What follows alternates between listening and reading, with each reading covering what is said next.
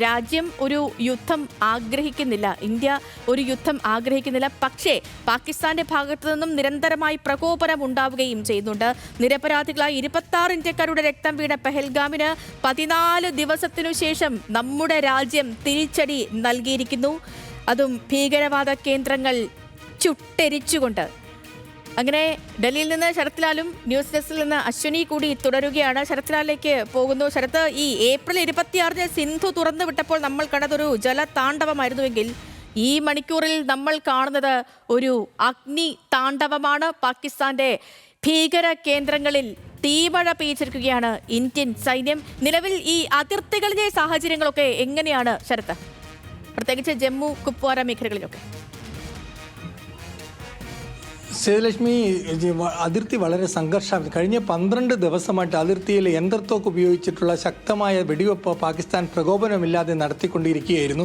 ഇന്നലെ ഈ ആക്രമണത്തിന്, ഇന്ത്യയുടെ പ്രത്യാക്രമണത്തിന് ശേഷം മോട്ടോർ ഷെല്ലുകൾ ഉപയോഗിച്ചുള്ള അക്രമമാണ് പാകിസ്ഥാൻ ഭാഗത്തുനിന്നുണ്ടായത്. അതായത് പീരങ്കികൾ ഉപയോഗിച്ചുള്ള അക്രമം. സേതുലക്ഷ്മിക്കറിയാം, പീരങ്കിയുടെ റേഞ്ച് 3 മുതൽ 12 കിലോമീറ്റർ വരെയാണ്. സ്വാഭാവികമായിട്ടും ഈ ജനവാസ കേന്ദ്രങ്ങളെ ലക്ഷ്യമാക്കിയാണ് പാകിസ്ഥാൻ്റെ ഷെല്ലാക്രമണം. പാകിസ്ഥാൻ BSFനും അതേപോലെ ആർമി പോസ്റ്റിന് നേരെ പോലും ഷെൽ ബീരങ്കി ആക്രമണം നടത്തിയില്ല എന്നാണ് പൂഞ്ചിൽ നിന്നും അതേപോലെ തന്നെ കുപ്വാരയിൽ നിന്നും ലഭിക്കുന്ന വിവരം. 3 സ്ത്രീകൾക്ക് നേരത്തെ കുപ്വാരയിൽ പരിക്കേറ്റിരുന്നു. 3 മരണത്തോളം ഗുരുതര പരിക്ക് എന്നാണ് നമുക്കിപ്പോൾ ലഭിക്കുന്ന വിശദവിവരങ്ങൾ. നമ്മൾ ഇപ്പോൾ കാത്തിരിക്കുകയാണ്. സിൽമ, ഈ ആക്രമണത്തിൽ ഒരു പ്രത്യേകത ഉണ്ട് ഇന്ത്യയുടെ പ്രത്യാക്രമണത്തിൽ എന്ന് നമ്മൾ മനസ്സിലാക്കണം. കാരണം ഇന്ത്യ പ്രത്യാക്രമണം നേരത്തെയൊക്കെ നടത്തിയത് പാക് അധീന കാശ്മീരിലായിരുന്നു, POKയിലായിരുന്നു. അത് വേറെ പ്രധാനമന്ത്രിയാണ്. പാകിസ്ഥാൻ അധീന കാശ്മീരാണ്, ഇന്ത്യക്ക് പോലും അവകാശപ്പെട്ടതാണ്. എന്നാൽ ഈ തവണത്തെ ഇന്ത്യയുടെ ആക്രമണം അല്ലെങ്കിൽ പ്രത്യാക്രമണം പഞ്ചാബിലാണ്. അത് പഞ്ചാബ് എന്ന് പറഞ്ഞാൽ സേതുലക്ഷ്മിക്കറിയാം, പഞ്ചാബ് ആണ് പാകിസ്ഥാൻ്റെ മിലിറ്ററി ഹെഡ്ക്വാർട്ടേഴ്സ്. പഞ്ചാബികളാണ് പാകിസ്ഥാൻ മിലിറ്ററിയെ ഭരിക്കുന്നത്. പഞ്ചാബികളാണ് വരേണ്യവർഗം. ഈ സ്ഥലത്താണ് ഇപ്പോൾ ഇന്ത്യയുടെ സൈന്യത്തിൻ്റെ കൈകൾ നീണ്ടത് ഇതാണ് പാകിസ്ഥാൻ സൈന്യത്തെ വളരെ അസ്വസ്ഥരാക്കുന്നത്. റാവൽപിണ്ടിയിൽ പോലും ഹോസ്പിറ്റലുകൾക്കടക്കം പൂർണ്ണ രീതിയിൽ റെഡ് അലേർട്ട് പ്രഖ്യാപിച്ചിരിക്കുകയാണ്. കാരണം അത്രയും പരിക്കേറ്റവരുണ്ട് എന്നാണ് ഇപ്പോൾ സ്ഥിരീകരിക്കാത്ത റിപ്പോർട്ട്. ഏതായാലും ഇക്കാര്യങ്ങളെക്കുറിച്ച് വ്യക്തത 10 മണിയോടുകൂടി ഇന്ത്യൻ സൈന്യം നടത്തുന്ന പത്രക്കുറിപ്പിലോ പത്രസമ്മേളനത്തിലോ നമുക്ക് വ്യക്തമായി ലഭിക്കുമെന്ന് തന്നെ സേതുലക്ഷ്മി നമ്മൾ പ്രതീക്ഷിക്കുന്നു. ഈ അക്രമത്തിൻ്റെ കാര്യങ്ങളൊന്ന് എടുത്തു പരിശോധിച്ച് കഴിഞ്ഞാൽ സേതുലക്ഷ്മി നേരത്തെ സൂചിപ്പിച്ചാൽ നാൾ കാത്തുന്ന ശേഷം വളരെ വ്യക്തമായ ഇന്റലിജൻസ് ഇൻപുട്ട് കിട്ടി. ഈ ലഷ്കർ എ തോയ്ബ, അതുപോലെ അസർ മസൂദ് അടക്കമുള്ള വ്യക്തികൾ എവിടെയൊക്കെ താമസിക്കുന്നു, എവിടെയാണ് ഇവരെ പ്രചരണരംഗത്ത്, എവിടേക്കാണ് ഇവരെ മാറ്റിയിരിക്കുന്നത്, അത് POKയിലെ ലോഞ്ചിങ് പാഡിൽ നിന്ന് എവിടേക്ക് മാറ്റി, ഇത്തരം വിവരങ്ങളൊക്കെ ശേഖരിച്ച ശേഷം വളരെ വ്യക്തമായ രീതിയിൽ നടത്തിയ ഒരു ആക്യുറേറ്റ് സൂക്ഷ്മതയോടെയുള്ള ഒരു പ്രത്യാക്രമണം എന്ന് സൈനിക നടപടി എന്ന് നമുക്ക് പറയാം. അതേപോലെ തന്നെ ഇന്ത്യ ലോകത്തിനു മുമ്പിൽ നൽകിയ ഒരു കാര്യമുണ്ട്.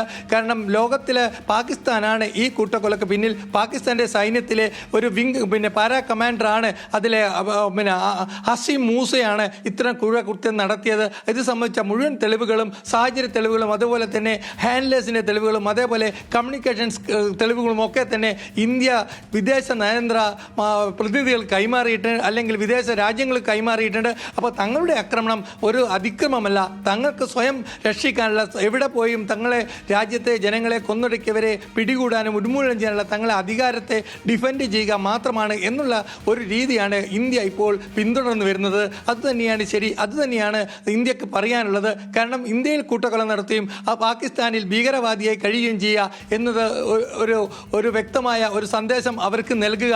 എവിടെ പോയാലും ഇന്ത്യയുടെ കൈകൾ നിങ്ങളെ തേടി പിടിക്കും, ഈ സന്ദേശം നൽകുക എന്നതാണ് ഈ അക്രമത്തിൻ്റെ ആകത്തുകയായി നമുക്ക് വിലയിരുത്താൻ പറ്റുന്നത്. പാകിസ്ഥാനെ സംബന്ധിച്ചോളം ഇത്തരമൊരു അക്രമം, പഞ്ചാബിലേക്ക് നടക്കുന്ന ഒരു അക്രമം പാകിസ്ഥാൻ ഒരിക്കലും പ്രതീക്ഷിച്ചിരുന്നില്ല. പാക് ഒക്യുപ്പൈഡ് കാശ്മീരിൽ ഒരു ആക്രമണം നടത്തുമെന്നായിരുന്നു നേരത്തെ പാകിസ്ഥാൻ ഇതേവരെ വിശ്വസിച്ചിരുന്നത്. അതുകൊണ്ട് തന്നെ ആ പാക് അധീന കാശ്മീരിലുള്ള പാക് അധീന നിയന്ത്രണ രേഖക്കടുത്തുള്ള മുഴുവൻ ഈ ലൗഞ്ച് പാഡും സെമിനാറുകളും അടച്ചിടുകയും അവരെയൊക്കെ പഞ്ചാബിലെ സുരക്ഷിതമായ സിലോക്കോട്ടിലെ POKയിലെ സുരക്ഷിതമായ കേന്ദ്രങ്ങളിൽ എത്തിക്കുകയും ചെയ്തു. പിന്നെ പ്രധാനപ്പെട്ട ഒരു വിവരം, ഇന്ത്യ ഉപയോഗിച്ചത് അതിപ്രകടന ശേഷിയുള്ള മ്യൂട്ടേഷൻ ബോംബുകളാണ് എന്നുള്ളതും പുറത്തു വരുന്നു. ഇതിനെതിരെയും പാകിസ്ഥാൻ പ്രതിഷേധം UN ഉയർത്തിയിട്ടുണ്ട്. അതിഭീകര ഉഗ്ര സ്ഫോടന ശേഷിയുള്ള മ്യൂട്ടേഷൻ ബോംബുകൾ ഉപയോഗിച്ചു.